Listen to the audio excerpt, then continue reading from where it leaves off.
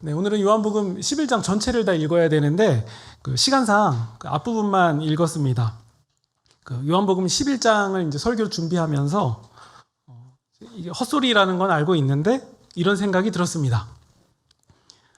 제가 요한복음 기록자였다면, 요한복음의 기자 요한이어서 나사로의 사건을 직접 목격했다면 요한복음 11장만큼은 내가 요한보다 더 잘 쓸 수 있을 것 같은데, 이런 생각이 들었거든요. 네, 근데 제가 왜 이런 엉뚱한 생각을 했냐면요. 일단 요한복음 11장이 어떤 내용인지부터 우리가 한번 보겠습니다. 예수님에게 충성과 사랑과 또 헌신을 했던 특별한 가정이 있었는데, 오라버니는 나사로고, 그리고 두 여동생 마르다와 마리아, 이렇게 그 가정이었어요. 그 가정이 예수님께 잘 헌신하고 그랬는데요. 근데 나사로가 중병에 걸렸습니다. 근데 꽤 심각한 병이었어요. 그래서 이 마르다랑 마리아는 이게 인간적으로 이렇게 손 쓸 수 있는 상황이 아니다, 굉장히 심각하다라는 사실을 깨닫고 예수님께 사람을 보내서 우리 오라버니 나사로가 중병에 걸렸습니다 라는 소식을 전합니다. 그 당시 사람을 보내서 소식을 전하는 게 쉽지 않았는데도 그 일을 했다는 것은 정말 중한 상황이었거든요. 네. 예수님이라면, 우리 생각에 이제 예수님이라면 그 소식을 전해 듣고서는 이제 이전에 보여주셨던 그런 놀라운 일들을 보여주셨던 것처럼 나사로에게도 동일하게 놀라운 일을 행하실 것이다 라는 이 기대를 할 수 있는데요. 근데 예수님은 그 소식을 전해 듣고서는 그 계신 곳에서 이틀을 더 머무세요. 뭔가 이 시간을 끄시는 것처럼 이틀을 더 머무세요. 지금 상황이 굉장히 심각한 건데 소식을 듣자마자 오토바이 타고 갈 수 있는 그런 상황도 아니잖아요. 그러니까 되게 심각한 상황인데 예수님이 이틀을 더 계신 곳에서 머무십니다. 그러니까 어떻게 보면 이 나사로에게 별로 마음이 없으신가? 이런 생각이 들 정도로 좀 서운한 모습을 보이시는데, 근데 예수님이 이런 아리송한 말씀을 이어서 하세요. 그게 무슨 말씀이냐면, 나사로는 죽을 병이 아니다. 하나님과 하나님의 아들의 영광을 위한 일이다. 이렇게 말씀을 하세요. 근데 이 말씀은 마치 우리 이전에 나누었던 실로암 맹인 사건, 거기서 제자들이 예수님께 질문했잖아요. 예수님, 저 맹인이 저렇게 맹인이 된 것은, 앞을 못 보는 건 자기 잘못 때문입니까? 아니면 부모의 잘못 때문에 저렇게 된 겁니까? 이런 질문을 했잖아요. 근데 그 질문은 사실 되게 무례한 질문으로 우리는 받아들여지죠. 근데 그것과 비슷한 질문이, 그 질문과 비슷한 느낌이 보이는 거예요. 죽을 병이 아니다. 근데 당사자들은 되게 심각하거든요. 근데 죽을 병이 아니다. 하나님과 하나님의 아들의 영광을 위한 일이다. 이런 뭔가 경우에 안 맞는 말씀 같고 예의에도 어긋나는 말씀을 예수님이 하십니다.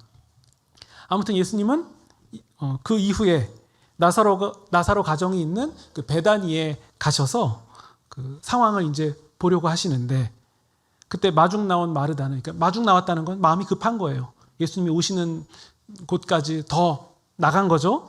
그래서 예수님께 이런 얘기를 합니다. 예수님께서 이곳에 계셨더라면 나사로는 죽지 않았을 겁니다. 그리고 이후에 만난 마리아도 똑같은 말을 해요. 예수님이 여기 계셨더라면 우리 오라버니는, 나사로는 죽지 않았을 것입니다. 그때 예수님이 나사로를 어디에 두었느냐라고 물으신 후에 예수님이 눈물을 흘리세요.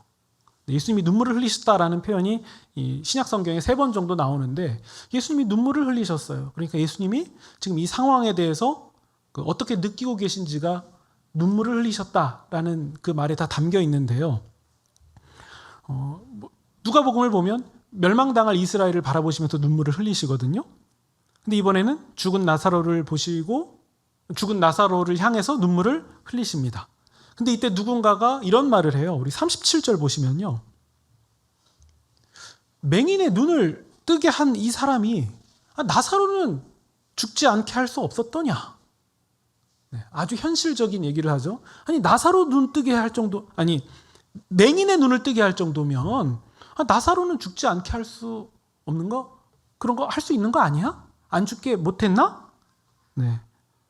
게다가 예수님이 눈물을 흘리셨다라는 표현은 어떻게 보면 조금 초라해 보이기도 합니다. 모든 것을 제압하시고 모든 것을 능히 하실 수 있는 분께서 눈물을 흘리셨다는 것은 좀 맞지 않는 것 같아요.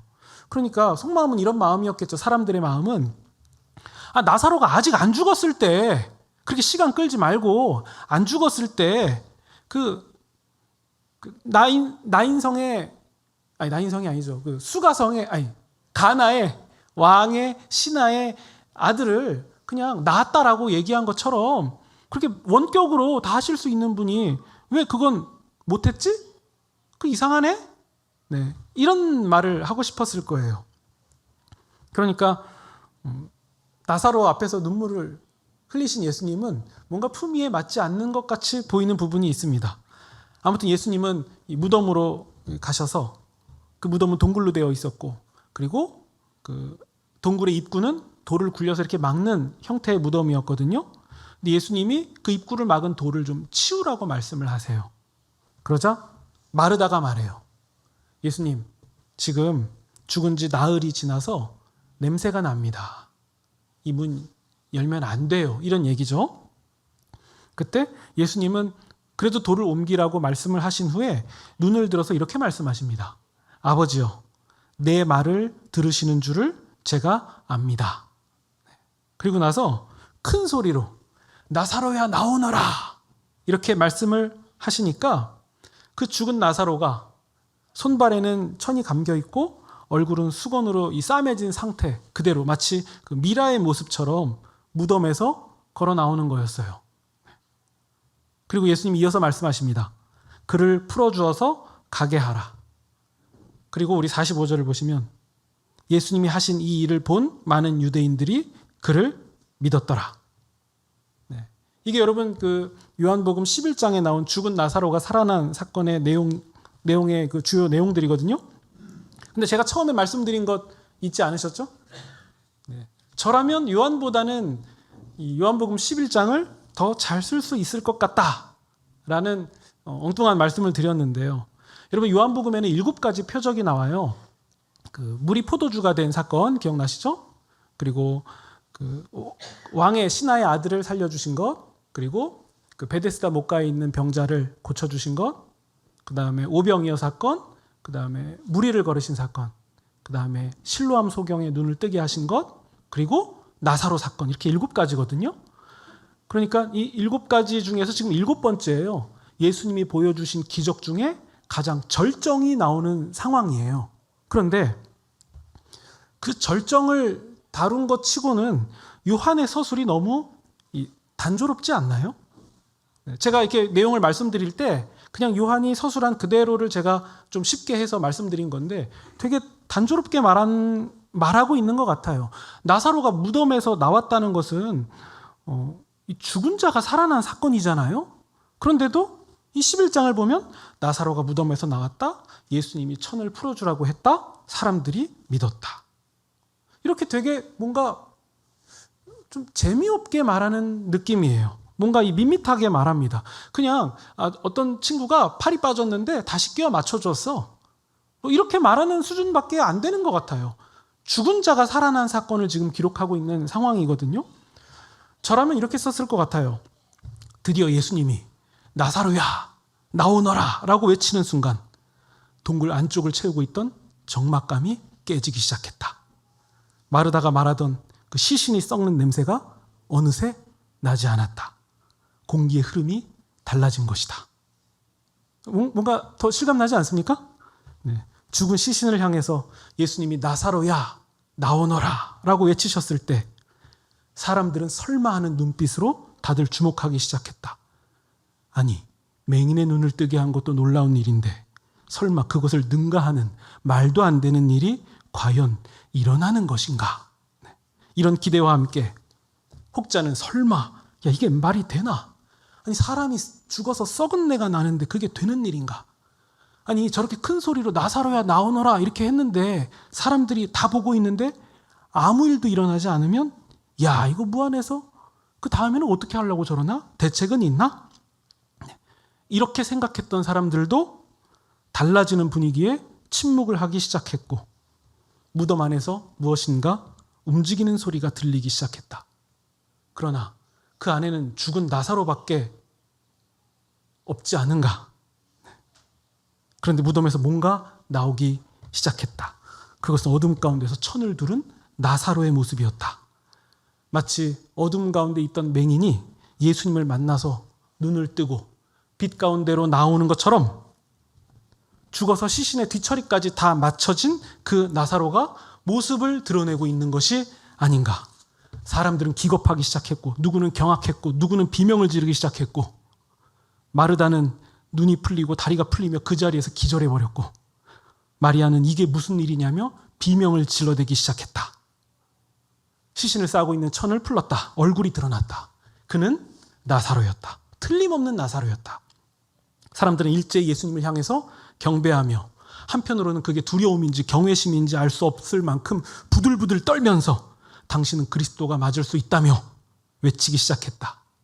이 소문은 유대와 예루살렘과 땅끝까지 점점 퍼져나가기 시작했다. 어떻습니까? 제가 훨씬 잘 쓰지 않습니까? 네. 제가 봐도 요한보다 훨씬 더 실감나고 제가 더 그럴싸하게 쓴 것 같아요.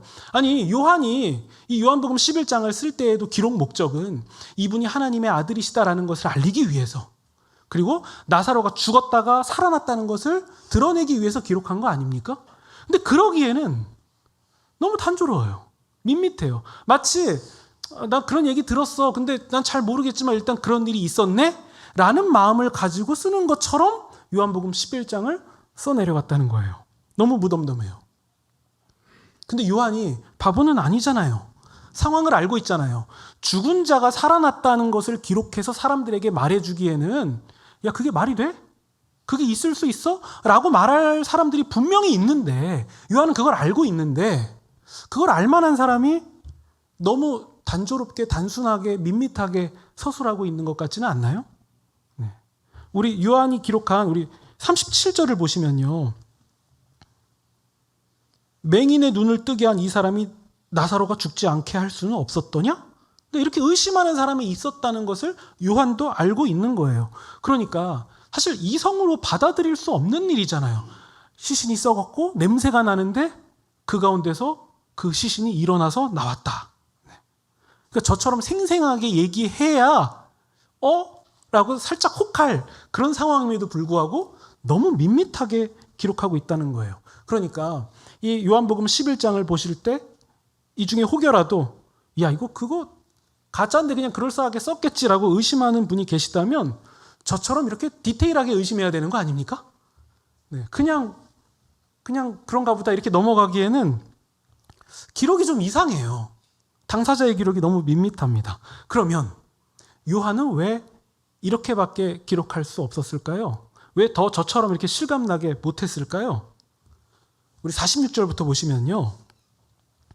이런 내용이 나옵니다. 46절부터 이어지는 내용인데, 죽은 나사로가 살아난 것을 목격한 자들이 너무 많았어요. 그래서 그 일을 없었던 일이라고 말하기에는 불가능한 상황이었습니다. 심지어 여러분 12장 9절을 보시면요. 한 장 넘어가서 12장 9절 10절을 보시면 큰 무리들이 그 예수님, 소문이 났거든요. 예수님을 보려고 몰려들었고 심지어 살아난 나사로가 누군지 눈으로 확인하고 싶어 했어요. 사람들의 반응이 이 정도였습니다. 그러면 여러분 이 현상이 유대 종교 지도자들에게는 어떻게 받아들여졌을까요? 야, 이건 많은 사람들이 예수님을 믿을 수밖에 없을 만한 이런 놀라운 일이 일어났다. 그러면 야, 이거 그냥 두면 어떻게 되겠냐? 우리는 지금 로마의 지배를 받고 있는데 우리를 지배하고 있는 로마가 지금 이 현상을 그냥 두겠냐? 분명히 군대를 이끌고 올 것이고, 그리고 우리 땅과 민족, 그리고 성전을 차지할 것이고, 그리고 예수님을 믿는다고 추종하는 세력들을 무력으로 정복할 것이 분명하다. 분명히 많은 피를 흘리게 될 것이고, 그나마 우리에게 준 자유 혹은 자치권마저도 뺏길 것이 분명하다. 아마 이런 생각을 했을 거예요. 우리 성경 보시면 대제사장들이라고 나오는데 원래 대제사장은 한 명이거든요. 근데 로마가 유대를 지배했을 때에 자기 입맛에 맞는 대제사장을 한 명 더 세워요. 그래서 대제사장들이 돼버린 거예요. 그러니까 정통성이 깨진 거거든요. 근데 그나마 그렇게 해서라도 기존 체제가 유지됐는데 예수님이 시끄럽게 만들고 예수님을 추종하는 세력들이 만들어지면 게다가 사람들은 예수님이 로마를 정복할 메시아다라고 생각까지 하고 있는데 이걸 그냥 뒀다간 분명히 무력적 공격을 당하면서 우리 기존 체제, 우리의 자리 이런 것들이 공격당할 수 있다. 이런 생각을 그들은 했던 거예요. 그러니까 없던 일이라고 하고 싶은데 너무 본 사람이 많으니까 그들은 결국 53절 이렇게 최종 결정을 내립니다. 예수를 죽이려고 모의하더라. 네. 그러면 이쯤에서 저희가 아까 하다만 얘기를 마저 해야죠. 요한은 왜 나사로가 살아난 놀라운 일들을 무덤덤하게 진술했을까? 바로 이 나사로를 살리신 이 일이 사람들이 예수님을 죽이려고 작정하게 된 결정적인 사건이 되었기 때문이에요. 물론 여러분 우리 앞장 10장 18절에서 예수님이 십자가에 달려서 죽으시는 것은 예수님이 스스로 목숨을 버리러 왔다. 예수님이 스스로 결정하셔서 하시는 일인데, 그리고 또 요한복음 처음부터 예수님이 육신을 입고 이 땅에 오신 것은 많은 사람을 위한 대속물로 오셨다라는 것을 미리 밝히신 부분이 분명히 있지만 그와 별개로 동시에 사람들도 예수님을 죽이려고 작정하게 된 결정적인 사건이 이 죽은 나사로를 살리신 사건이었기 때문에 그의 제자 요한은 그 상황을 마냥 신이 나서 생생하게 묘사하면서 예수님이 나사로를 살리셨대요, 여러분. 신기하죠? 보세요. 믿으세요. 라고 마냥 그렇게만 말할 수가 없었던 게 분명합니다. 분명히 놀라운 일인데 분명히 무거운 일이었기 때문이에요. 그리고 예수님은 우리 앞에서 나눴던 내용을 생각해 보시면 기적을 일으키셨을 때 예수님은 기적을 보고 오는 사람들에게 거리를 두셨다는 것, 우리 기억나십니까? 거리를 두고 계시지 않았습니까? 너희는 표적과 기사를 보지 못하면 도무지 믿지 않는다. 이게 예수님 말씀이었거든요. 그러니까 여러분, 놓치지 말아야 될 핵심은 그 기적이 가리키고 있는 분이 누구냐는 거예요. 그게 핵심이었잖아요. 그 기적이 가리키고 있는 이분은 과연 누구인가? 우리 요한복음 처음부터 계속 나오면서 반복됐던 얘기가 그 얘기 아니에요? 이 예수님, 이분 누구냐는 거예요. 이분 누구냐? 도대체 이 일을 하시는 이분 누구냐? 이분 누구냐? 이것에 대한 반복이 계속 왔잖아요. 그러니까 똑같습니다. 죽은 나사로가 다시 부활하게, 다시 살아나게 된 이 사건도 전하고자 하는 핵심은 똑같아요. 42절 보시면요. 곧 아버지께서 나를 보내신 것을 이 사람들이 믿게 하려 함이니라. 예수님은 하나님 아버지께서 보낸 분이라는 사실을 믿게 하기 위해서 예수님은 죽은 나사로를 살리셨던 거예요. 그러니까 우리가 이 죽은 나사로가 다시 살아나는 사건을 보면서 놓치지 말아야 될 사실은 뭐냐면 나사로가 살아났대요. 신기하죠? 이게 아니라 이 일을 행하신 분이 누구냐? 바로 하나님이 보내신 분이다. 요한은 이 말을 하고 싶었고 죽은 나사로가 살아나는 장면을 생생하게 묘사하고 싶은 마음은 그렇게 크지 않았던 거예요. 핵심은 하나죠. 이분 누구냐는 거예요. 이 일을 행하고도 사람들이 죽이려고 하는 이분은 누구냐? 요한은 그 얘기를 하고 싶었던 거죠. 동시에 이 사건은 예수님의 죽음을 미리 보여주는 예고편입니다. 우리 출애굽기 나눌 때 그 유월절 사건 전에 그 십보라가 그 아들을 할례하면서 당신 나의 피난편이다라고 했던 그 사건이 있거든요. 그 사건이 유월절의 예고편이었던 것처럼 죽은 나사로가 다시 살아나는 이 사건도 예수님의 죽으심과 부활을 미리 보여주는 예고편입니다. 그리고 제자들은 예수님이 나사로에게 가야겠다라고 말씀하셨을 때 우리 8절 보시면 제자들이 예수님을 말려요. 유대인들이 예수님께 돌 던지려고 했던 거 기억 못하십니까? 글로 가시면 죽습니다. 그러니까 예수님이 지금 나사로를 만나러 가시는 그 길은 죽음을 향한 방향이라는 것을 말씀하시는 것이고 동시에 16절을 보시면 사도 도마, 예수님의 못자국과 창자국에 손을 넣어봐야 믿겠다라고 말했던 그 도마는 우리 주와 함께 죽으러 가자라고 말할 정도로 죽음을 각오하고 가야 되는 죽음을 향한 길이라는 것을 본문은 알려주고 있는 거예요. 그러니까 예수님이 나사로를 살리신 것은 예수님도 나사로와 함께 나사로처럼 죽으시고 부활하신다라는 것을 미리 알려주신 사건이고, 죽음의 방향으로 가시는 그 예수님은 나사로의 부활의 방향이 됐던 것처럼 십자가의 방향으로 가시는 예수님은 결국 우리의 부활을 향하여서 가신다라는 것을 알려주기 위한 사건이 바로 이 죽은 나사로가 소생하는 사건이었던 겁니다. 그러니까 이 사건이 굉장히 놀랍고도 위대한 일임에도 불구하고 요한은 이 일을 무덤덤하게 기록해낼 수밖에 없었던 것은 예수님이 죽으시러 가는 길의 시작이었고 예고편이면서 동시에 그 길은 너무도 무거운 길이었기 때문에 요한은 저처럼 방정스럽게, 방정맞게 말할 수 없었던 거예요. 그리고 핵심은 다시 살아났다가 아니라 이 일을 행하신 이 분이 누구냐? 이게 핵심이었던 거예요. 그리고 여러분, 이 죽은 나사로 이 이야기는 동시에 우리의 부활이 담겨진 이야기라는 사실로 우리가 이해해야 됩니다. 이 사건은 요한이 거짓으로 꾸며서 뭔가 우리가 모셨던 분이 이 정도야 라고 어떤 정신 승리를 하기 위해서 그렇게 꾸며내서 기록할 이유도 없고, 이 놀라운 일을 꾸며서 말해야 한다면 이런 식으로 없어 보이게 기록하면 안 되거든요. 정말 그럴싸하게 써야 되거든요. 근데 요한은 그럴 이유가 없었던 거예요. 그냥 사실을 그대로 보여주고 그 사실에 반응하면 된다는 것이 요한복음의 표현 아니었습니까? 예수님이 어떤 일을 행하면 꼭 믿지 않는 사람들, 반대하는 사람들의 기록도 같이 적어요. 그거 빼면 더 좋을 것 같은데 그것도 같이 기록합니다. 믿지 않은 사람도 분명히 있었다고. 그리고 지난주에 말씀드렸잖아요. 도마마저도 믿지 못했다고. 근데 그런 믿지 못하는 사람 혹은 의심하는 사람 또 잘 믿는 사람과 함께 가는 여정, 그 끝에서 예수님을 보다 밝히 알게 될 것이다. 이것이 요한복음의 기록이었던 거죠. 그리고 여러분, 구약에서 이스라엘 민족을 위해서 그 속죄제물을 잡는 자는 대제사장 아닙니까? 근데 그 대제사장이 공교롭게도 그 예수님을 죽이기로 결정하기까지 예수님 하나만 죽으면 모두가 유익하게 된다라고 말을 해요. 우리 49절, 50절 보시면 그 내용이 나오거든요. 공교롭게도 대속제물이 되시는 예수님을 잡으라고 말한 그 사람은 대제사장 가야바였습니다. 그러니까 이것도 구약과 겹치는 부분이 보이죠. 네.